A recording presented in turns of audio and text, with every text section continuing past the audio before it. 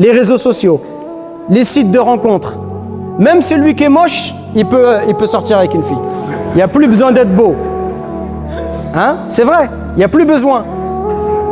Donc quand tu as tous ces trucs-là, et toi tu es un jeune musulman, et tu crains Allah Azza wa Jal, et tu te dis pour Allah, alors que c'est facile, mais pour Allah je ne le fais pas, et ben Wallah tu ne peux pas t'imaginer que ce que tu es en train de faire c'est grandiose. Tu t'en rends pas compte, et vous ne vous en rendez pas compte, que quand vous vous abstenez de désobéir à Allah, alors que c'est très facile pour vous, ce que vous êtes en train de faire c'est incroyable. C'est tellement incroyable que tu mérites qu'Allah il te protège sous l'ombre de son trône le jour du jugement dernier. Et peut-être que les anciens, les gens de mon âge, on ne s'en rend pas suffisamment compte. Que ce que tu es en train de faire, j'ai envie de dire, c'est presque un exploit.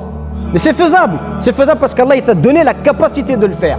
Allah il t'a donné les moyens de le faire. Mais c'est très difficile. Et malgré tout, vous êtes nombreux à résister. C'est pour ça qu'on doit vous féliciter.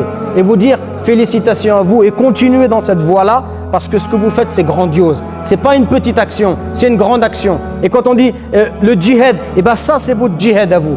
Le vrai djihad, cet effort sur vous, ça c'est votre djihad. De te dire, c'est facile, mais moi je me réserve pour le mariage. Et la fille qui dit, moi je me réserve pour mon mari et je ferai rien avant le mariage, ça c'est un djihad. Ça c'est le vrai djihad. Le djihad qui demande d'aller puiser au plus profond de son cœur, de ses valeurs, de sa confiance en Allah, de son espoir en Allah, de son amour en Allah Azza wa Jal, pour ne pas faire ce qu'Allah n'aime pas, subhanahu wa ta'ala. Ça c'est difficile.